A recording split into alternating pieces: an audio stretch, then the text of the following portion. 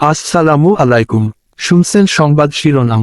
নির্বাচনে আওয়ামী লীগের অংশগ্রহণে বাধা দেখছি না, বদিউল আলম। এখন শুনবেন বিস্তারিত। নির্বাচন ব্যবস্থা সংস্কার কমিশনের প্রধান বদিউল আলম মজুমদার বলেছেন, আগামী জাতীয় সংসদ নির্বাচনে আওয়ামী লীগের অংশগ্রহণে কোনো বাধা দেখছি না। নির্বাচন সংস্কার কমিশন থেকে তাদের কোনো রকম বাধা দেওয়া হচ্ছে না। সব দলের অংশগ্রহণের মধ্য দিয়ে একটি অংশগ্রহণমূলক, নিরপেক্ষ ও সুষ্ঠু নির্বাচন হোক, সেই সুপারিশ আমরা করব। বৃহস্পতিবার 19শে ডিসেম্বর দুপুরে রংপুর জেলা প্রশাসকের কার্যালয়ে নির্বাচন ব্যবস্থার সংস্কার নিয়ে স্থানীয় প্রশাসন, রাজনৈতিক দল ও সুশীল সমাজসহ বিভিন্ন স্তরের মানুষের সঙ্গে মুক্ত আলোচনা শেষে সাংবাদিকদের প্রশ্নের জবাবে এসব কথা বলেন তিনি। আওয়ামী লীগ আইনগতভাবে নির্বাচনে অযোগ্য না হলে তাদের অংশগ্রহণের সুযোগ থাকা উচিত উল্লেখ করে বদিউল আলম মজুমদার বলেন, আমরা চাই একটা অন্তর্ভুক্তিমূলক নির্বাচন। কোনো রকম বাধা দেওয়া হবে না।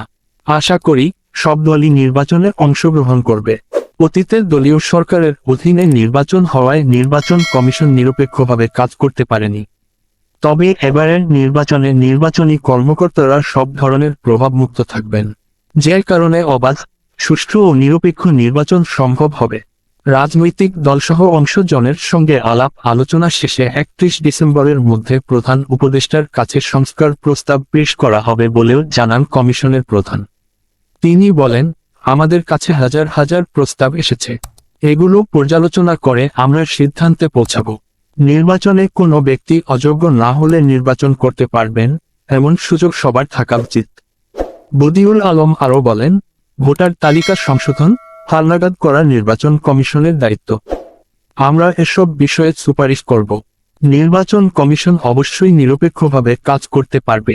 আমরা সংস্কার প্রস্তাব দেওয়ার পর সেটি নিয়ে সরকার রাজনৈতিক দলগুলোর সঙ্গে বসে আলোচনা করে পরবর্তীতে নির্বাচনের দিনক্ষণ ঠিক করবে। এর মাধ্যমে গণতন্ত্রের উত্তরণ ঘটবে।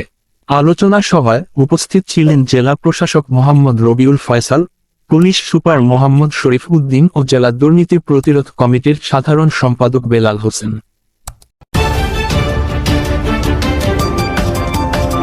ব্রাহ্মণবাড়িয়া 24.নিউজ।